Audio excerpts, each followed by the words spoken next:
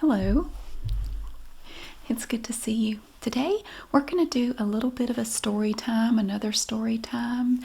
I had several people ask me if I would do a little story time about this topic. They asked me to talk about the one I didn't marry. And there is one that I didn't marry. Now I have been married 3 times. I know. But yes, I have. And I describe my ex-husbands. They're kind of like the witches from The Wizard of Oz. You have the Wicked Witch of the East, which would be my first husband. That's the one we talked about last time. Not in the story very long. You don't know much about them. All you know is they were not great, and they're gone now. And, the only difference is nobody dropped a house on my first husband. That would have been fine with me if they had. I'm not saying I want a house dropped on him. I'm just saying I wouldn't be too upset. It'd be okay. Anyway, it wouldn't bother me too much. And then the second one would be like the Wicked Witch of the West, who's a much larger part of the story. And they said the Wicked Witch of the West was even worse than her sister. Well, the Wicked Witch of the West was worse than the first one. Has flying monkeys, enjoys seeing people suffer, things like that. So yeah, that I won't be doing a story time about him because that I can't really look back at that, and no, I'd rather not do a story time about that one. It's a lot more, it's a lot darker and not fun and not really something I care to recount in a story. So, and my kids came from that marriage, and I just don't feel like I should talk about it a whole lot. And then there's Glinda the Good Witch, who is also a witch, also an ex, but definitely the best of the bunch, and that is my third husband, and we are still together. We're just not married anymore. Long story short, it didn't work with our blended family living all in one house together. It didn't work. We tried for 3 years. It didn't work. So we had a very amicable divorce, and everything's fine. So we just live in separate places. But actually I just saw him yesterday, and we get together every Wednesday night to watch episodes of Better Call Saul because we haven't watched it all the way through. Anyway, that has nothing to do with anything, but I'm going to mention him again. I'm going to try to remember to mention him at the end of the story about the one I didn't marry, because I think it's an important lesson and something to keep in mind if you have been through a bad breakup. I have a hopeful message for you. So we'll get to that at the end. So if you ever hear me refer to Glinda the Good Witch, that's who it is. It's my third ex-husband, and we're still kind of together. We don't have any long-term plans. We're just kind of playing it by ear. We've been doing that now for quite a while, like 4 years. But that's okay.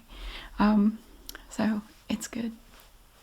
But anyway, there was one that I was engaged to. Now, I was engaged when I was 16 years old. I got engaged. But I'm getting ahead of myself. All right. When I was in high school, I would say it's a fair assessment it's pretty fair to say that my parents' marriage was failing. It was deteriorating. They didn't really like being around each other very much. Basically, they were staying together until I left home, because my older brother had left home previously, and so they stayed together until I went off to college. And then it wasn't 2 or 3 months after I left home for college that they split up. They were married for 33 years, but they had just really drifted apart. And so anyway, things were kind of uncomfortable at home. I mean, I think I'm not the only person who's ever had to, live in a situation like that where you would look for reasons to not be at home. And that's kind of where I was as a teenager. It was not fun being there. It was really tense, and it was just stressful being there. So when I turned 16, I got my license, and I had a job lined up. I went and had a job lined up before I turned 16. And I started the week I turned 16 working in this little mom and pop grocery store in the town I grew up in. And my mom said that she would help me, I was going to have to pay for my car, but she would pay, pay for it, and I could pay her back. But I had to prove that I was serious, so I had to save up $500 to show that I was serious. She said, I don't want to go out and buy a car and then have you, quit your job and say you don't want it anymore. So I worked, and she would have to take me to work and pick me up, or I would have to borrow her car or something like that. And and I was only making $3.20 an hour. This was back in the 80s. So it took quite a while to save up the money. The good thing was I already had some in savings, so I had a couple $100 already that I had saved up. So it wasn't so bad. But anyway, I got a car, and then once I had a car to drive, I had to keep my grades up, keep my job, and we agreed I had to pay her like $100 a month on the car. And I got the most horrible car. It was a truly terrible car. It was a 1984 Pontiac Fiero. It was the worst car ever made. I'm lucky it didn't catch on fire. It's funny they call it the Fiero, but they were known to just burst into flames. They would just burn up. Mine didn't ever do that, thank goodness. Mine didn't run long enough to get that hot, more than likely. I spent more on repairs than I spent on that stupid car. But anyway, once I got that car, it was freedom for me, because then I didn't have to get a ride. I didn't have to borrow my mom's car. I could just come and go as I pleased. And my parents, this is just my opinion, but my parents were so wrapped up in what was going on between them that I think sometimes they just forgot I existed, and I could just come and go, and nobody kept up with where I was or what I was doing, which was probably not good, but that's the way it was, because they were so tied up in stuff they had going on. And I just kind of got forgotten quite a bit. And my brother was gone. My brother joined the Navy when he graduated at 17 and joined the Navy, which shocked everyone because nobody knew he was going to do that. He just went out and did it without telling anybody. But he got into the nuke program in the Navy and did really well. But anyway, so he was gone. So it was just me and my parents who hated each other. So it was really awkward.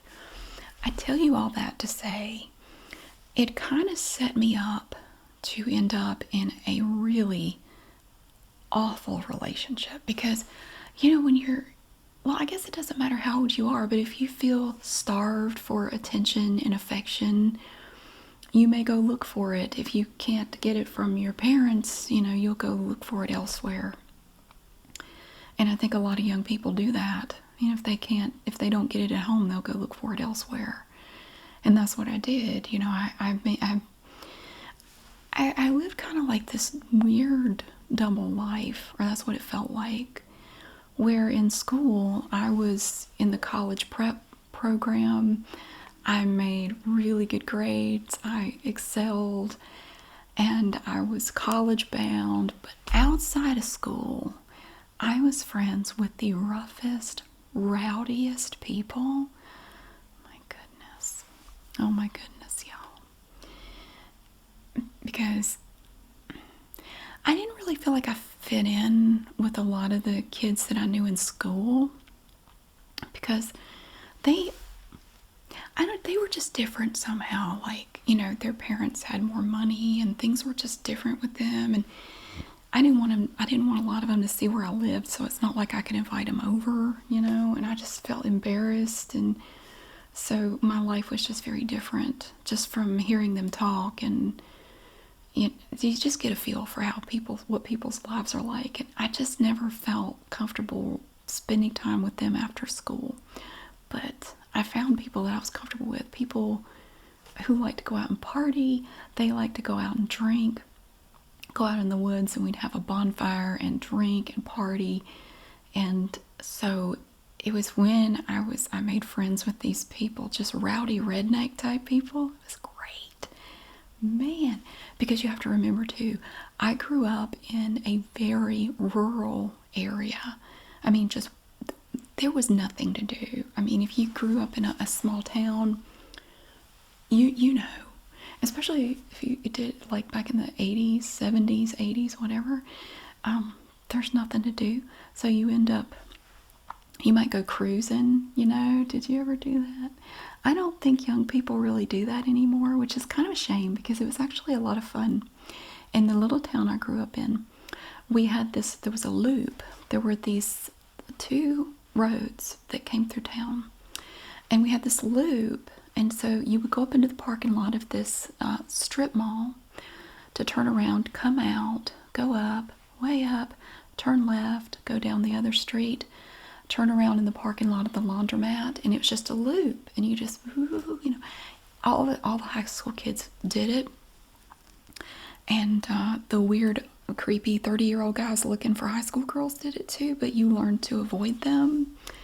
They were always offering to buy you beer, and oh, you're so pretty. And, like, they would come up to you, like if we stopped at a convenience store or something, like if I was with some of my girlfriends, you know, and they would try to talk to us, and we learned just like, do not talk to that guy, man. He is so creepy. He is creepy. And so you learn who not to talk to, like certain cars, like, oh yeah, don't talk to that guy. You know, he'll offer to buy you beer or cigarettes or whatever. Don't talk to him because he's just creepy. He's out here looking for like high school girls. Just don't. Anyway, there was this guy, and honestly, I had a crush on him since middle school. He was so cute. I thought he was cute. Anyway, I thought he was so cute. But I never had the nerve to talk to him because he was, you know, in middle school and high school, up until, well, he dropped out at 16. But up until he dropped out, he was popular, and he was a drummer, you know, he's a musician, and he was, I don't know, there was just something so different about him. He was very rebellious, and yeah, I remember one time he was playing drums, and we had a pep rally, and he was playing the quads, you know, like you have the thing on, and you know, he was doing that, and they were playing our school's, like our fight song, and he started gesturing for the kids to come out on the floor. We were in the gym, and the kids came out on the floor, and the principal started yelling, you know, get back, and he gave the principal the finger, and he ended up in school suspension for like a week. And I don't know, I just thought that was badass. Like, I cannot believe he flipped off the principal, because in school I was so straight-laced, and like I would have never, and I just admired the spunk, just the nerve this guy had. Like, wow, he was just so intriguing. My goodness, you know, very cute, very cute. He had long hair. He had like blonde hair. It was long. He had green eyes, the greenest eyes you ever saw. Oh my goodness. So I always thought it was cute, but I never talked to him. Like, he didn't even know I existed. He didn't know who I was. Once I got this job at the grocery store, see, okay, he lived with his grandmother, and he dropped out of school at 16. I'm not really sure why he dropped out, but he dropped out of school, and then he went to California. And it was so cool. Like, according to what I heard, he hitchhiked to California, and he didn't know anybody out there, or he might have had a cousin or somebody, but he didn't really know what was going to happen. He was going out there to make a name for himself as a musician. Well, it didn't work out, and he had to come back, and he said he hitchhiked back, but I found out later he did not. His grandma bought him a bus ticket. He came back on a Greyhound. He didn't hitchhike back. And my guess is he didn't hitchhike out there either, but makes it sound cooler, I guess, you know. You just imagine him doing it, you know. Anyway, so he did that, and he was gone for like a year, and we all thought he was not coming back. But one day he did come back. He was just back. And that was it. And I thought maybe he was visiting, but no, he was back to stay. And I heard this from other people, you know, because the rough, rowdy people that I would hang out with on the weekends, you know, he knew them, and, you know, he was kind of part of that crowd a little bit, kind of on the perimeter, you know. And so I heard through the grapevine that he was back to stay. And I thought he was really cute. You know, I wasn't dating anybody. And so one day he came into the grocery store, because he didn't live too far from where the grocery store was. He lived with his grandma, and I'll tell you why in a minute. But so he came in the grocery store, and I saw him waiting in my line, and I'm like, oh my God, I was so nervous. Like, He's in my line. Oh my God. I'm trying to hurry, like get everybody out so he doesn't have to wait. And I'm like, he came in there to buy a pack of cigarettes or something. Because back then, I think you could buy cigarettes. I don't know if there was an age limit. I think anybody could buy cigarettes. I could be wrong. This was in like 1989, probably. So he gets up there and he said, "Hey," and I said, "Hey," and I'm trying to be so calm, and I know I'm like blushing, like I could, you'd feel it, like, but I couldn't stop. Like I'm trying to. Oh Lord, have mercy. And we never introduced ourselves to each other. He just said something like, "Oh, so you're working here now?" I said, "Yeah." "Oh, cool." And he gave me this little wink, like, "Cool. Good to know." And so he pays for his cigarettes. I remember they were $1.20 back then. You could get a pack of Marlboros for $1.20 plus tax. They're definitely more than that now. That's like the price of one cigarette now. And he paid. And then he was walking out. And he turned and he looked back at me because I was looking at him. And he busted me looking at him because he turned around to look at me. And, oh my God. I was just on cloud nine the rest of the night. I was just so smitten with this guy. Like, oh my gosh. It's almost like he was exotic or something. He was so bold. He acts like he had no fear. Like the confidence he had was just impressive. Now, he didn't have a car. And I do find that guys with no car can be that way. I don't know what it is. He used to have a car. He had a yellow Firebird. I want to say it was a 68 lemon yellow Firebird.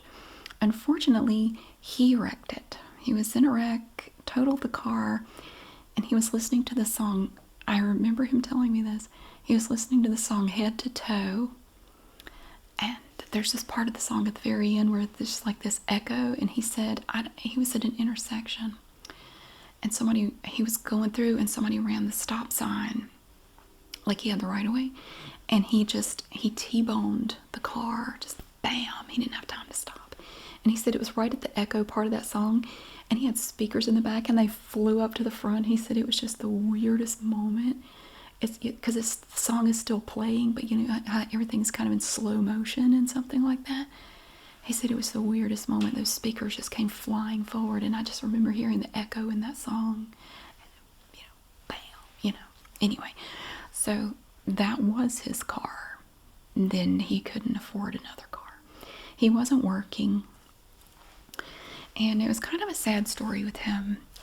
First of all, I got to give him a name. Now, I did talk about him in a video on my vlog channel. I'm going to put a link to it if you're interested. I had to demonetize it because it contains YouTube unfriendly topics. And so it was about his wife, when I had a run-in with his wife several years later. It got really spicy, so I will put a link if you want to watch it. I'll put a link in there. I do swear some in that video if that bothers you, but we had an interesting encounter with each other, and but that was years later.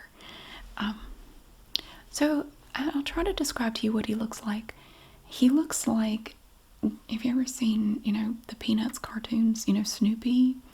Snoopy has a brother named Spike from Needles, California. He's like if Spike was a person, if Spike was a guy. He kind of reminds me of Spike. He was very skinny. I don't know, he just kind of reminds me of Spike a little bit. So we'll call him, what do we call him? I'll call him Spike, I guess. So it was a sad story with him. It really was, because his mom had him at 14. She was in a relationship with a grown-ass man, and I guess her mom was fine with it. Anyway, she ended up getting pregnant at 13, I think, but she was 14 when she had him. And, but the guy didn't hang around. He was not a part of Spike's life. I think he was from South Carolina or something. Anyway, he was in South Carolina and wasn't really a part of his life. And but then a few years later, she had another kid with another guy.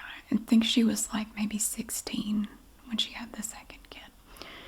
And she was with the father of the second kid when they were going somewhere and they had a fatal car crash. Well, she died, unfortunately, in the wreck. I think the guy lived. She did not make it. And so Spike and his brother, I think, were basically already living with their grandmother, and their mom was staying there too. So their grandmother ended up having to raise them because they were still really, like, his younger brother was just a baby when this happened. So I think Spike kind of held it against his younger brother, like, your dad killed our mom, But I don't know the whole thing, but it was really sad because he, lost his mom and his dad wasn't around. And so, and I don't think he ever really got over that. Like, I think some therapy would have been useful for him. I don't think they ever got any kind of therapy at all. But also, in my opinion, he kind of used that as an excuse. Like, anytime he, maybe did something out of line, or he kind of thought it was like his get out of jail free card. Like, look, I can't help it. I messed up because, I lost my mom. And he kind of used it like an excuse to just be kind of a shitty person sometimes. He lived in his grandmother's basement. Okay, so her house, she had this, I guess it had like the main level, but it was kind of built on a hill. So there was like I guess you call it like a partial basement. Like, it was, it opened out. There was a door that would open down there because it's on a steep slope. It was like built into the hill. So anyway, he lived down there, and she had the upstairs part of the house, and he could just come and go as he pleased out that back door. She didn't really keep tabs on him or anything. So they lived a very freewheeling, kind of a loosey-goosey sort of life. His grandmother owned a diner, like a little cafe, and he sometimes he would go help her out at the diner. She pretty much ran the place by herself, but sometimes he would go help her out, and he would work odd jobs here and there. So, but again, he went out to California and then came back, and it was after he came back that we met. And so after I saw him at the grocery store, I noticed I started seeing him at like the bonfire parties and stuff. Because when you live way out in the middle of the woods, if you just want to go to the movies, the closest movie theater is like 20 miles away. You go, but it's not super convenient. Like, you can just go. There was nothing to do in this town, and it was a constant complaint that, the cops hated the kids cruising, and they would say, we want y'all to stop. They would say, we have nothing else to do. This was before the internet. Nobody had a cell phone. There was nothing to do. So basically, a lot of nights, like Friday, Saturday night, you go cruising and you would meet up in one of the parking lots on the little loop, and you would discuss like, oh, so-and-so's, going out here, and there were just different places that you would go. And, so-and-so's got some beer, and we're going to go out and party in the woods, and we're going to go here. Like, there are different places. But we were always running from the cops, because the cops would come looking for us. Our forest rangers would come look for us if we were, depending on where we were. And so you just got used to, skedaddling really quick when you needed to. Especially if you're underage and drinking, which, of course, I was not. So, yeah, you learn to act sober, and you get the hell out. And you always have a backup place that you can go to. If they run you out of one, you just go to another one. Anyway, he started going to I started seeing him more. And we started talking. And there was this, oh my God, I remember, oh Lord. Okay, the night that we actually became a couple, I got in so much trouble. My brother had come home from the Navy for a visit, and he had bought a Nissan Pulsar, if you remember those, a little sporty looking car. It was so cute. Oh my God. It had the T-tops, And And they're those funky diagonal striped brake lights. Really weird. But he had bought one and he came for a visit. And it was a 5-speed. And he was there for like a week. And he let me drive it to school. I was not very good at driving a stick. But I tried to be really careful. My brother's actually the one who taught me how to drive a stick. My second car was a stick, and I drove it for 14 years, and then I got another stick, and I drove it for another 4 or 5 years. So I've driven a stick for quite a while. Not anymore, I got tired of it. But one night, this was like a Friday night, I didn't have work. I was off, and my brother was asleep on the couch. So what did I do? I didn't want to take my car. Like, I want to take his car and I want to go cruising in that cool car. I didn't ask him. I pulled the keys. Like, the keys were kind of sticking out of his pocket. He was asleep on the couch. I just lifted them out of his pocket and got in the car and left. I didn't say anything to anybody. This was like 9 o'clock at night. He had fallen asleep on the couch watching TV or something. So I'm like, I'm going to take this cool car and I'm going to go cruise. You know, I'm 16 and really stupid, as a lot of us were at 16. And so I went cruising. And I saw Spike. Spike was uptown with, guess who? You'll never guess who I saw him with. The Wicked Witch of the West. Ex-husband number 2. They used to be good friends. In fact, there was a period of time, I think, when Spike was still in high school, that he lived with the Wicked Witch of the West and his family. In fact, small world, Spike used to date the Wicked Witch of the West's sister. I know. Scandalous. So I saw them, and the Wicked Witch of the West was there, and he had this orange Volvo station wagon. You couldn't miss it. 72 or 73 Volvo station wagon. It was orange. Like traffic cone. Bright orange. And they were parked, and I saw him, and was him? I can't remember. He was either with they knew each other. I mean, yeah. So I came and got him. I pulled up and he said, "Ooh, nice car." I said, "You want to go for a ride?" And he got in. And we went cruising in my car, and I was trying so hard not to choke it down. I think I did actually choke it down a couple times. And I said, "I'm still learning to drive a stick, you know." And so we cruised around, and then we ended up staying out all night. Nothing happened. We talked. We went and parked, and we talked all night. Just the two of us. We just talked about our pasts and our childhoods, and that's when I learned about his mom and, you know, everything. And we went to, there was an old mill, and we went for a walk to the mill. And there was this fence, and it had these red roses on it. I don't know what kind of roses they were. They grow like a vine, and they were red roses all over the fence. And he picked some, and he gave them to me. And I went to hop down off of the like, you had to go, there's like a rock wall and then the fence. And I was trying to hop down, and he held my hand, and I think I fell in love with him at that moment. Like, that very moment when he held my hand, like, that was it. I was hooked. I had fallen for him. I couldn't help it.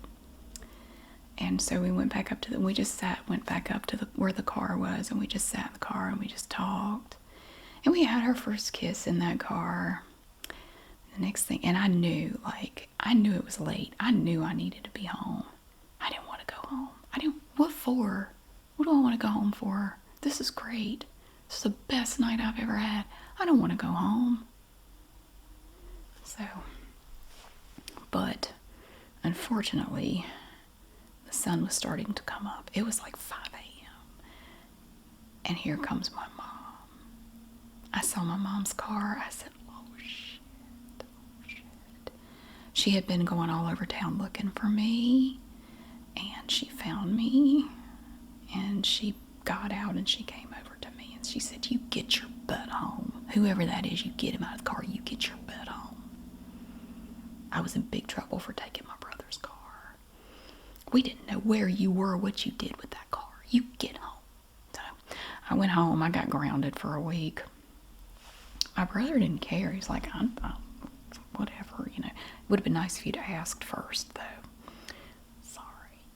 I have the best brother. He never gets mad about anything. So that was it for me. Like, I was over the moon for this guy. Oh my gosh. Now, I was 16. I was young, very naive. I had never had a serious boyfriend ever. I mean, like, really, never. And things moved really fast, you know. And he was in a band, and so he was in a band with these older guys, and I would go over to their place, and they had this shed out there where they would practice. They had all their stuff set up in there, and I was just blown away. I mean, looking back, they were not that good, but they weren't terrible. But I would listen to them. I'd go to band practice and sit there with this big stupid smile on my face because I had it bad for this guy. Oh, and I would sit there on the stool and I was just happy to be there. I was so glad he wanted me to go, and oh wow, and things were great for a while, and they were okay for about a month, and then he disappeared for several days, and I couldn't find him. I was terrified. You know, I went and I called his grandmother. I called everybody I could think of. I went to people's houses if I didn't know their phone numbers. You know, like, have you seen Spike? I can't get a hold of him. I don't know. Where is he? And he was gone for several days. And then he just sort of reemerged. He just called me one day. Hey, what you doing? Where have you been? Oh, what do you mean? Well, where have you been? Oh, nowhere. Everything's fine. How are you? And like, it was like no big deal. And then I felt silly for worrying. I wasn't mad at him. I just felt silly. And then, what a coincidence. So my prom is coming up, my junior prom. And I wanted him to go with me. Well, what a coincidence. Right before the prom, we have a big fight, and he breaks up with me. It was over nothing. It was something stupid. And then he comes back around right after prom, trying to make up. Oh, and it happened again my senior year. He did the same thing because he didn't want to have to spend money renting a tux or anything to go. He didn't want to spend the money to go with me. So he just broke up with me until the prom was over. I realized after the fact that was what he was. It was deliberate. It was absolutely deliberate. And he kept disappearing for days on end. He would have me take him places, and then I would find out later. Like, he told me he was going to go to community college to get his GED. And he asked me, you know, can you give me a ride? I need a ride on these days. And, you know, can you just give me a ride up there? And I'll get a ride home. Found out later he wasn't going to school. No, he was seeing a girl that was going to school there. And he was going home with her. He just needed a ride up there. But me being the naive, again, young, naive person, I would never have believed that. I mean, even if you had told me, hey, Mary, you're taking him to another girl, I would have said, no, you're wrong. You're crazy. He would never do that. No. Oh my God. No way. I would have never believed it. Even if you had shown me proof, I wouldn't have believed you. I would have said you made it up somehow. That's fake. There's no way you would do that. You would never do that to me. Our relationship was very tumultuous. It had high highs and low lows. It was like a roller coaster. And I felt like I was always chasing him. I never quite had him. I was always just behind, you know. But then he did, when I was a senior, he did ask me to marry him. He didn't get down on one knee. Literally none of my husbands did either. It was just kind of like, well, I guess we should get married, huh? It sucks. I think that's basically how Spike did it. Like, yeah, you want to get married? I think we should get married. Don't you think so? And of course, I was very excited. And he had an engagement ring and a wedding ring that belonged to his mom. His dad had bought it for her. I don't know if they were ever actually married. They might have been, but it was a very tiny little diamond ring. It was just a little chip of a ring, but it was important to him. Like, this was my mom's. I want you to wear it. And I was so honored. Oh my gosh. Oh, I was so thrilled. My mom was less than thrilled. I will say that. My dad and I didn't have a relationship at that point, and that's a whole other story for another day. So my dad wasn't really a part of any of this. So my mom was very unhappy about it. Like, you can't get married, what are you doing? What are you doing? I said, well, I love him. We're going to get married. He's like, young and naive, Well, where are you going to live? I don't know. Does he have a job? He's looking for one, which was a lie. He was not. No, he was chronically unemployed. In and out of jail. Oh, that was the other thing. He couldn't stop committing crimes like this. He would just do crimes all day long. And he was in and out of jail. He had to go to prison for a little while. I know what it's like to be searched to go visit somebody in jail, because I had to do that. Like, they search you. Ew, I don't like it. But I had to go visit him in jail. I didn't visit him when he was in prison because I was actually in college at that point. That was another thing that really hurt. I'd always told him, I'm going to go to college after I graduate high school. And he was just kind of always like, oh, that's cute. Sure. But then I got accepted where I wanted to go. And I was so excited. And I went straight over to his house, his grandma's house. And I had the letter, like, I got in. Oh my God. He said, really? I said, yeah. Huh. I said, what is it? He said, I didn't think you'd get in anywhere. I said, well, what do you think I've been busting my butt in school for? Trying to get the best grades possible. I know, but I didn't think you'd actually, make it. Are you going? Like, yeah, I'm going. What about us? Well, you could move down there where I'm going to school and, like, get a job, and maybe we could get a place together. I mean, maybe, So we decided that I would go for my freshman year, and I didn't have a car because my Fiero died, and I didn't have the money to get another car, so I had no car in my freshman year. And he did his stint in prison during my freshman year. That fall/spring, I think he was in prison somewhere in there, grand larceny or something. I don't remember. And he would call. I was living in this dorm with, I had a roommate, and he would call our dorm room at all hours of the night looking for me, just making sure I was there. And my roommate understandably said, you've got to tell him to stop. Like, I'm sick of that phone ringing at 3-4 o'clock in the morning. I cannot get any sleep because he keeps calling. And not only did he do that, he would call collect. So I had to pay for all those calls. He was just calling to make sure I was there and I wasn't out anywhere. So he would just call at random times. And then one time he called and I was in class or something, and my roommate answered, and he started threatening her.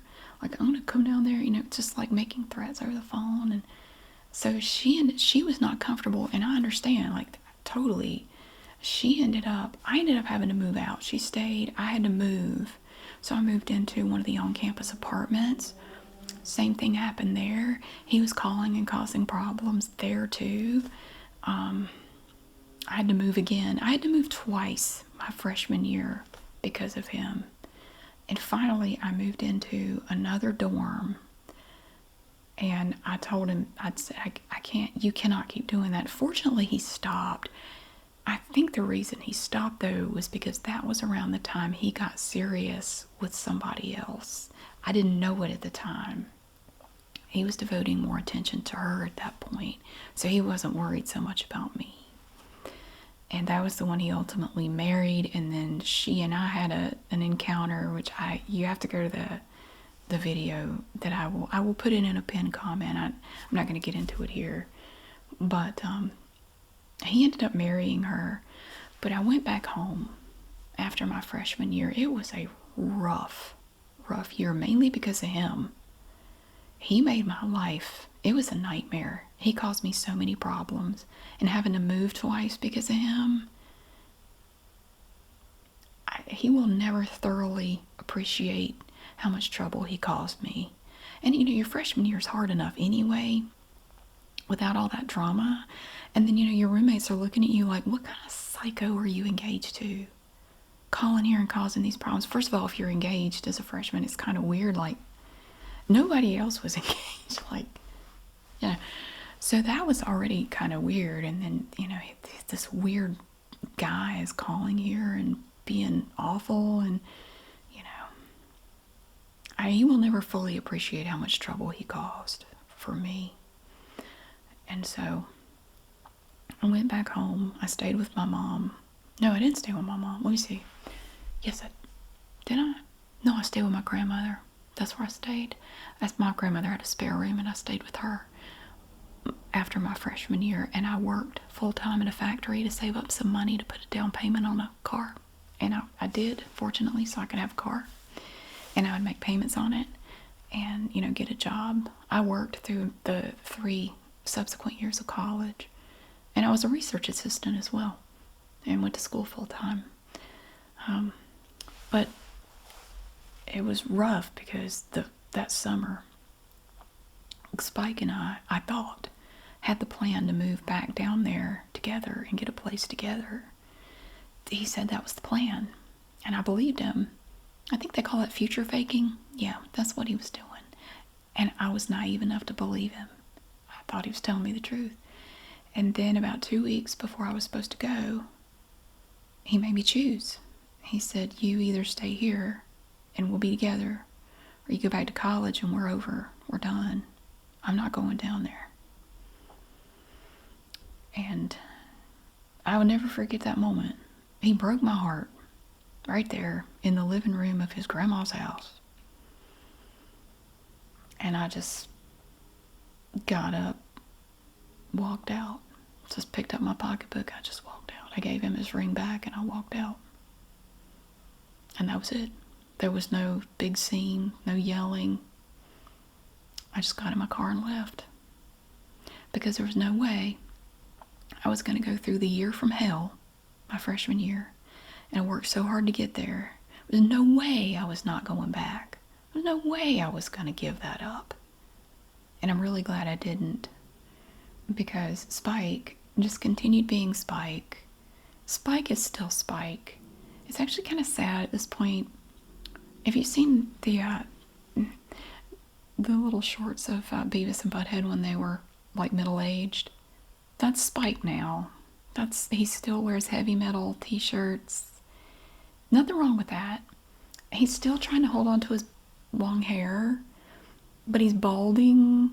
Not that there's anything wrong with that either, but it just looks like the hair is sliding off the back of his skull.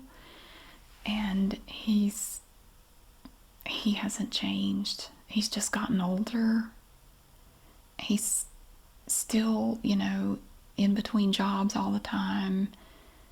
Can't stay in a relationship, can't be faithful, can't tell the truth can't be honest about anything. I am so glad. I thought I was going to die from that broken heart. It took me about 3 years to really get over it.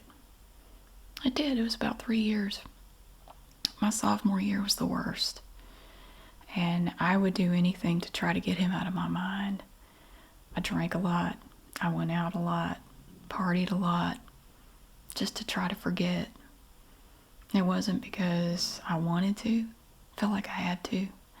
I didn't want to be in the silence. I didn't want to be reminded of how bad I felt. So but I dodged a heck of a bullet. Because if I'd married him, he would have ruined my life. I knew that. And it did give me the opportunity to explain to his wife why he was the way he was, and the fact that it wasn't new behavior and he would continue to do it. Because Spike's going to be Spike. No matter who he's with, no matter where he is, no matter. Spike is going to be Spike. And he will break your heart. He will break your heart and not think twice about it. Won't affect him a bit. So that was the one I didn't marry. And I am so glad I didn't, because I did go back to college. I finished up. I did great. I was 3 credit hours shy of a double major in 4 years. And I did go on to finish my English degree. I got did my psychology degree, and then I finished up my English degree later. I could not have the life I have today if I had married him. My life right now would be unrecognizable if I had married him and tried to stay with him. Be absolutely unrecognizable. I would probably be pretty miserable.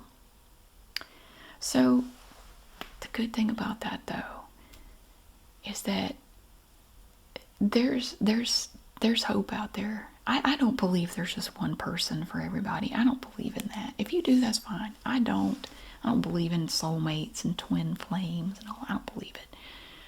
But it gave me the opportunity to meet somebody who really makes me happy. And there's no drama. That's the weird thing about it. There's no up and down. There's no roller coaster. There's no screaming, tears, slamming doors. It's just simple. It is happiness, and it's simple. It doesn't have to be like that. And if you are with someone who treats you in a shameful manner, you don't deserve it. You're not going to fix them. You're not going to change them. They will drag you down with them. And you deserve better than that. So this is me telling you, you deserve better. And you cannot fix them. You cannot change them. You can't work hard enough. You can't be enough. You will never be enough, because they have a bottomless pit in their soul, and you will never fill it up. You can't help them.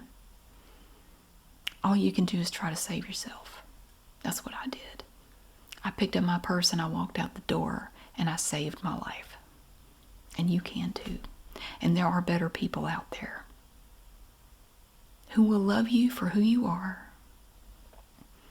and will treat you the way you deserve to be treated. So don't waste your time with somebody who doesn't deserve you. Don't do it. Because I promise you, there's better out there. There are better people out there. Better for you. So that is my story of the one I did not marry. Because it does seem like I marry everybody. I know, I do. It seems that way. I'm in no hurry to ever get married again. I'm not saying I wouldn't, but I don't know. I kind of like my life the way it is, you know. And I didn't die from my broken heart, and you're not going to die from it either. You'll be okay. You'll get over this. It'll take time. It took me about 3 years, but you will. There is light at the end of the tunnel, I promise you, and there are better options out there for you. So don't close your mind, or don't close off that possibility. Take time to recover and heal for yourself. But just know that, you know, there are much better fish in the sea than the nasty old carp that you've latched onto right now. You know, shake them off that hook and just move on. It's fine. It may hurt, but you will get over it. One day at a time, you will get over it. So if I saw Spike, the only reason I know what he looks like is because he was recommended as a friend to me on Facebook. Like, oh God. And I saw his picture, and I literally said, oh God. I said it out loud, just, oh no, honey, no. If I saw him, I would tell him, you didn't deserve the love that I felt for you. You didn't deserve it. And you will never find that again. I'm not saying that to be full of myself. I'm just saying, I don't think you will ever have what you could have had with me. I just don't think so. And you did not deserve that from me. You didn't deserve it. And I know you were lying to me, and I know you're a scummy person. So Have a nice life, but just go have it somewhere else. As I said the other day, I want you to eat, just not at my table. I want you to have a good, fulfilling life, but I want you to do it way over there somewhere. So no, I would not let him back into my life. Absolutely not. He would ruin it. He would ruin my life. He's like a human tornado. Like, he just sucks everything in and destroys it. Like, no. So that's the one I didn't marry.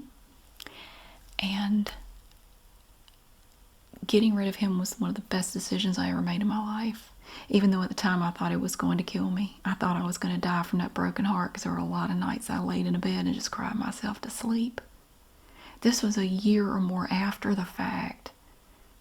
So I thought it was going to kill me, but it didn't. And it won't kill you either. So thank you so much for watching. I really hope you enjoyed hearing about the one that I didn't marry. I was engaged to him, but didn't marry him. And thank you so much for being here. I really hope that you have a great day, and I'll see you again soon.